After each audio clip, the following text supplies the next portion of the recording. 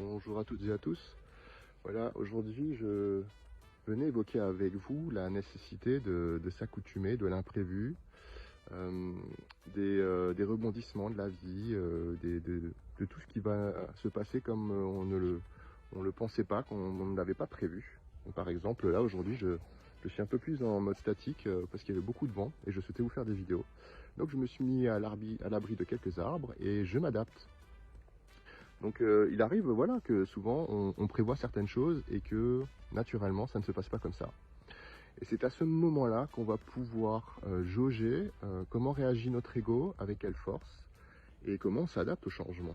Alors un exemple, vous avez par exemple des amis qui devaient venir ce soir et puis ils décommandent au dernier moment.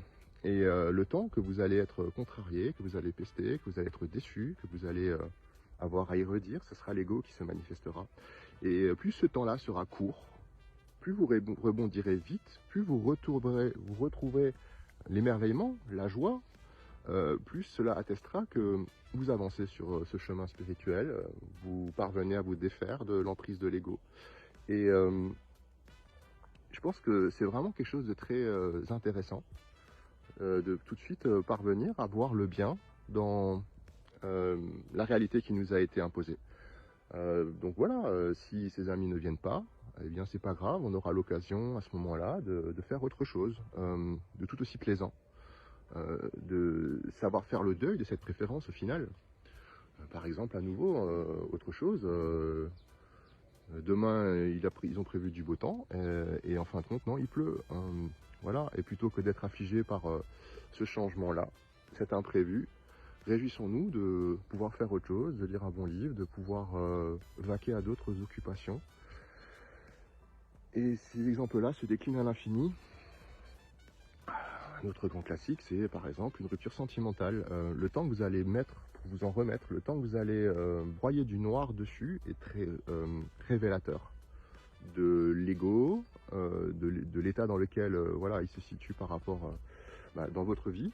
Et ce sera autant de potentiel, de possibilités d'exercer, de pratiquer toujours et encore ce fameux travail sur soi, de pouvoir se dire, bon ben voilà, il s'est passé ça, combien de temps je vais m'apitoyer sur la situation, combien de temps je vais mettre pour voir tout le positif qu'il y a dans cette autre situation. Donc oui, très souvent, on va être affligé, on va se dire, voilà, on souffre, ça va nous briser le cœur, mais d'un autre côté, accepter ce qui est, comprendre les tenants et les aboutissants, savoir aussi que c'est dans une sorte de pertinence, de justesse et de légitimité. Ça nous permet justement de rebondir plus vite, ça nous permet de voir tout le potentiel, tout l'émerveillement, que le chemin continue. Donc gardons-nous de nous appesantir sur ce qui ne va pas comme nous le souhaitons. Et réjouissons-nous de tout, tenter qu'on puisse parvenir à mettre à jour l'autre versant, l'autre côté, l'autre face de cette même pièce. Et c'est ça finalement que le chemin spirituel nous demande, d'être équanime, de toujours être satisfait de tout, de s'en réjouir. À ce moment-là, on trouvera une forme d'invincibilité. À ce moment-là, les événements n'auront plus d'emprise dans nos vies.